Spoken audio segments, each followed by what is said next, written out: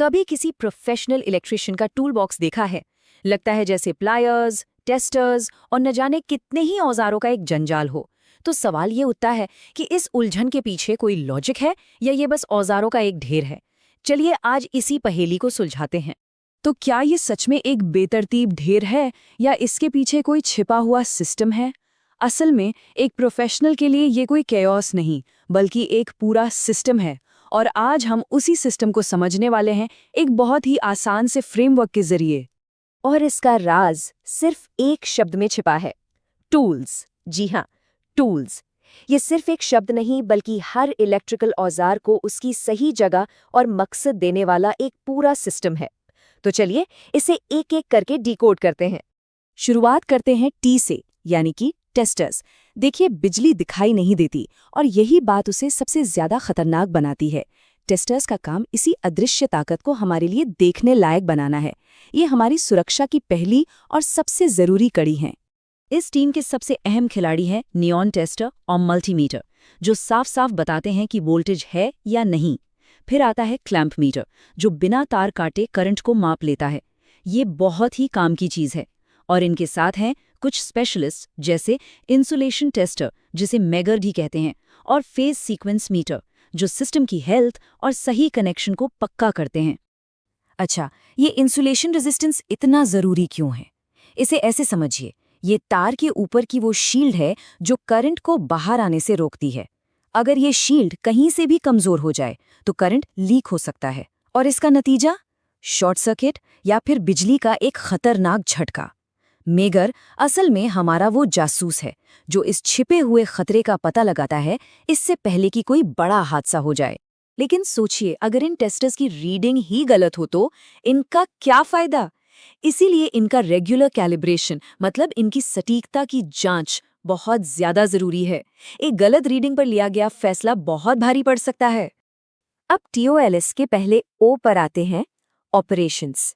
यहाँ बात उन औजारों की होगी जो बिजली के काम को असल में जमीनी तौर पर आकार देते हैं, मतलब तारों को काटना, छीलना और जोड़ना।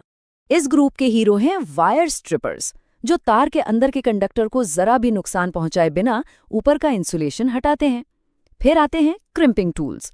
ये तार के सिरे पर लगने वाले छोटे कनेक्टर्स, जिन्हें लग्स या फेरूल कहते हैं, उन्हें मजबूती से दबाकर एक पक्का जोड़ बनाते हैं। इनके साथ होते हैं केबल कटर और पंचिंग सेट, जो एक साफ सुथरे और प्रोफेशनल काम की नींव रखते हैं। अब देखिए, सही टूल का इस्तेमाल करना क्यों इतना जरूरी है। एक साफ सुथरे कटे हुए तार और एक नुकसान पहुंचे तार में जमीन आसमान का फर्क होता है। एक छोटा सा कट भी कनेक्शन को कमजोर कर सकता है, जिससे वो जगह धीरे धीरे गर्म होकर एक खतरनाक हॉटस्पॉट बन सकती है। और हाँ, इससे आग लगने का भी पूरा खतरा रहता है। तो फिर एक सुरक्षित कनेक्शन बनाने का फॉर्मूला क्या है? बहुत सिंपल है। पहला कदम, सही तरीके से तार को छीलना बिना अंदर के कंडक्टर को कोई नुकसान पहुंचाए। दूसरा, तार की मोटाई के हिसाब से एकदम सही कनेक्टर चुनना। और तीसरा, क्रिम्पिंग टूल से एक मजबूत और भरोसेमंद जोड़ बना देना। बस ये 3 कदम एक सुरक्षित सिस्टम की गारंटी है। चलिए अब दूसरे ओ पर चलते हैं, ऑर्गेनाइजेशन। इसमें वो सभी औजार आते हैं जो हर चीज को अपनी जगह पर कसकर और संभाल कर रखते हैं, मतलब पकड़ने और कसने वाले सारे टूल्स। इस कैटेगरी में स्क्रू कसने के लिए आते हैं इंसुलेटेड स्क्रू ड्राइवर्स, बोल्ट्स के लिए हैं नट ड्राइवर्स और स्पैनर्स, और अलग-अलग साइज के नट्स के लिए एडजस्टेबल रेंच।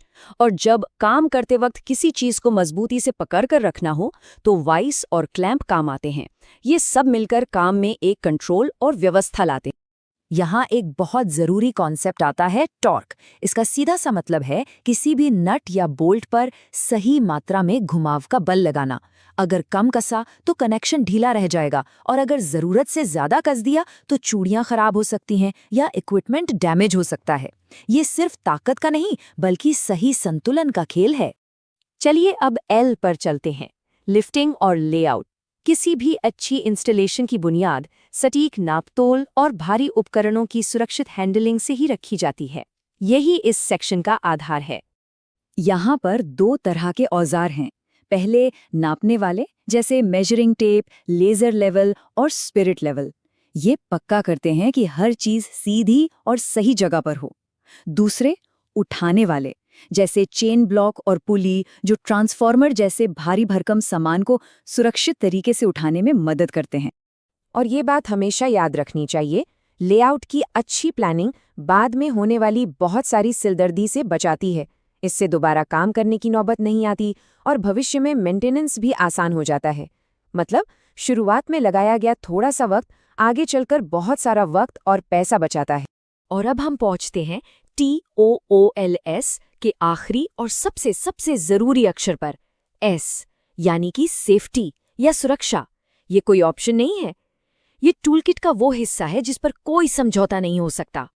यहाँ सबसे पहले आता है लोटो किट, जो ये पक्का करता है कि काम के दौरान पावर गलती से भी चालू ना हो जाए।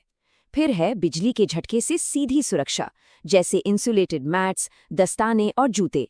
गिरने पड़ने वाली चीज़ों से बचाने के लिए हेलमेट और चश्मे, और किसी भी इमरजेंसी के लिए फायर एक्सटिंग्विशर और फर्स्ट एड किट हमेशा तैयार होने चाहिए। सुरक्षा उपकरणों के साथ और उनके बिना काम करने में कितना बड़ा फर्क है, ये जानना बहुत ज़रूरी है। जब पीपीई पहना हो तो खतरों से बचाव होता है और किसी भी स्थिति को कंट्रोल किया जा सकता है, लेकिन इनके बिना एक छोटी सी चूक भी एक बड़ी और जानलेवा आपदा बन सकती है। लोटो को थोड़ा और समझते हैं। ये सिर्फ एक ताला नहीं है, बल्कि एक जान बचाने वाली प्रक्रिया है। ये पक्का करती है कि जिस मशीन पर काम हो रहा है उसे कोई गलती से भी चालू न कर सके। ये शायद और उम्मीद जैसे शब्दों को हटाकर सुरक्षा की गारंटी देता है। तो अब तक ये तो साफ हो गया होगा कि ये TOOLS फ्रेमवर्क सिर्फ औजारों की एक लिस्ट से कहीं ज्यादा है। ये असल में सटीकता, नियंत्रण और सुरक्षा के लिए एक आपस में जुड़ा हुआ सिस्टम है। हर कैटेगरी का टूल दूसरे को सपोर्ट करता है और सब मिलकर एक सुरक्षित और असरदार वर्किंग सिस्टम बनाते हैं।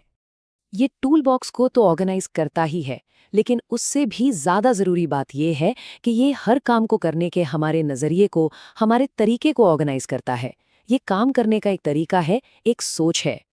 तो अंत में एक विचार के साथ छोड़ जाते हैं, औजार काम को आकार देते हैं, लेकिन सुरक्षा काम करने वाले को आकार देती है। अब सवाल यह है कि सबसे पहले किस औजार में महारत हासिल की जानी चाहिए?